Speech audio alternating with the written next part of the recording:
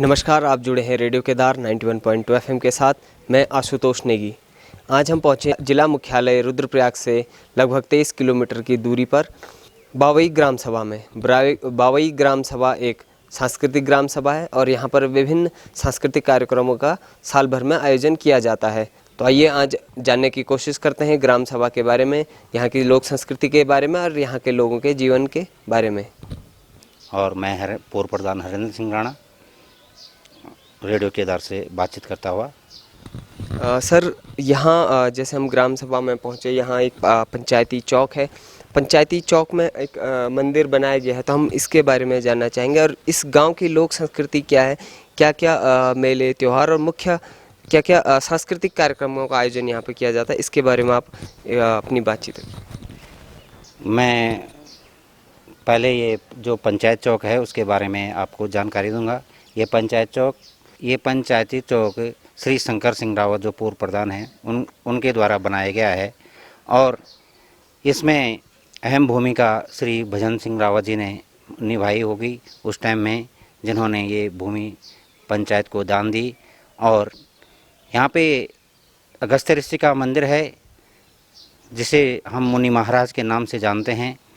तो ये पौराणिक मंदिर है और इसके बारे में ये हमारा जो सर्वप्रथम कोई भी परिवार में कोई भी सांस्कृतिक प्रोग्राम होता है, परिवार का कोई भी काम होता है, तो सबसे पहले हम मुनि महाराज का नाम लेते हैं।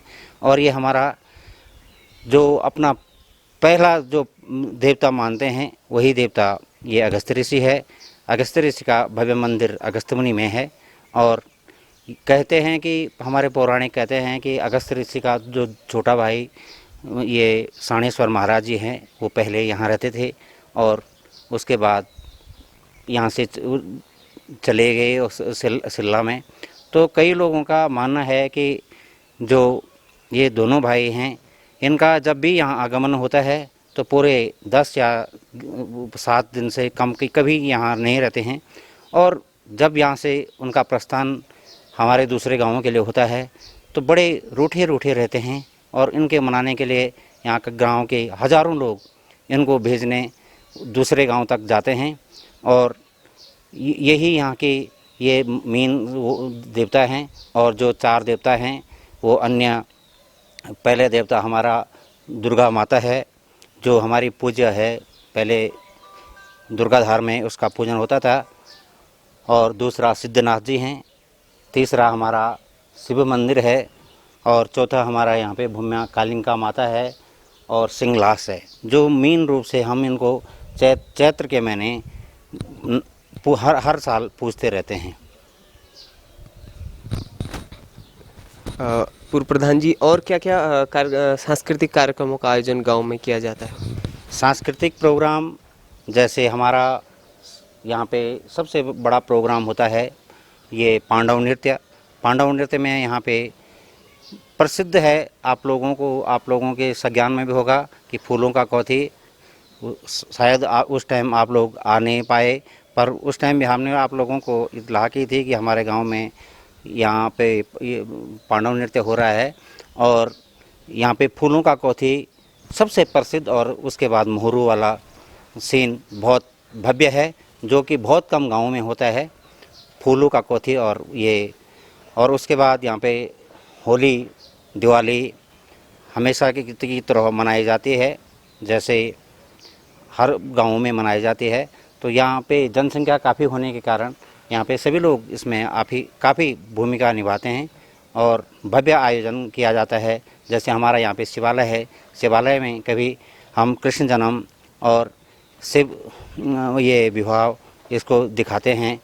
तो ये कार्यक्रम नवयुवकों द्वारा, महिला मंगल द्वारा और सांस्कृतिक जो प्रोग्राम है जो वर्तमान में चल रहा है, कीर्तन मंडली, हर यहाँ पे 10 कीर्तन मंडली हैं, उनके द्वारा यहाँ पे हमें कीर्तन का आयोजन किया जाता है। सांस्कृतिक प्रोग्राम, विवाह शादियों में जो भी प्रोग्राम लोग रखते हैं तो ये महिलाओं के द्वारा किया जाता है। आपने हमें बताया कि आपके यहाँ जो पांडव लीला होती है उसमें फूलों के कौथी का आयोजन किया जाता है, तो क्या है फूलों का कौथी? ये फूलों का कौथी कहते हैं कि जब पांडव लोग वनवास में रहते हैं तो उनके लिए वहाँ पे जो जंगली मानस होते हैं वो उनके लिए उस टाइम फूलों का ये आयोजन करते हैं। जो सुबह हमारे लोग जो पहले संस्कारित लोग जो भी होते हैं वो सुबह अपने नित्य पाठ पूजा करते हैं। तो उसी के लिए उस कोठी को उन्होंने भव्य रूप में बनाया और उसका नृत्य करते हैं भवरिक वाला, फूला मलारो और उनके साथी भीमभीषण, जो नकार्जुन, ये लोग इन जो पात्र होते हैं तो वही लोग उस फूलों का कोठी को 6 या 8 डंडी बना के 2-2 कंधों में रखते हैं और उसको पूरे इस प्रांगण में नचाते हैं। और उसके बाद जब वो फूल पहले दिन का जब फूलों का कोठी होता है तो उस दिन गंगा स्नान होता है। तो गंगा स्नान जाने के लिए उसको जो भी गांव के सम्मानित व्यक्ति, महिलाएं, सम्मानित जो भी लोग ये कार्यकर्ता होते हैं उनको उन फूलों से सजाया जाता है। और जो दूसरे दिन का मोरू की डाली आती है उस दिन का फूलों का कोठी मोरू की डाली सजाने के लिए काम आता है। और जब लास्ट में ये समापन होता है तो वही फूल पूरे जितने भी रिश्तेदार हैं, जो लोग यहाँ देखने आते हैं, उनको दिए जाते हैं और वही प्रसाद माना जाता है।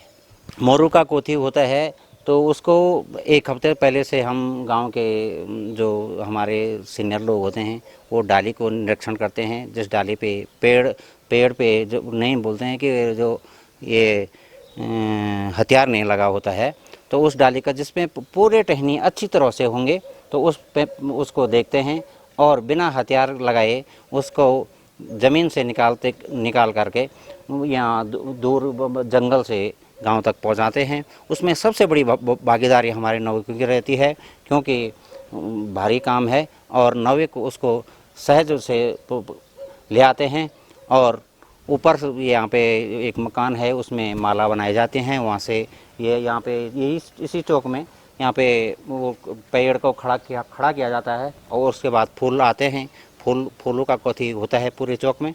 उसके बाद वो फूल को उस डाली में लगाया जाता है। मैं अपनी गांव की विशेषता बोलना चाहूँगा। यहाँ पे 18 कास्ट हैं और उसके विभाजन करें तो 44 प्रकार के लोग यहाँ पे रहते हैं। तो उनकी एक ही मानसिकता है। जो हमारा ये दिल है, पूरा बावई का दिल है, ये चौक है।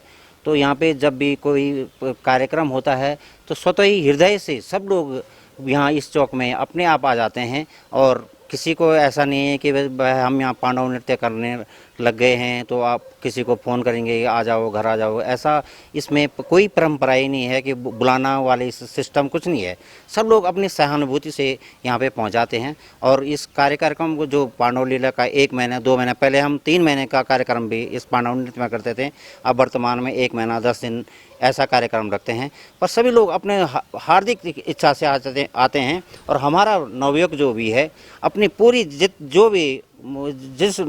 लोगों को जो भी विभाग दिया जाएगा कि ये काम आपको करना है, ये काम आपको करना है, तो वो लोग स्वतः ही वो लोग इस काम को करते हैं।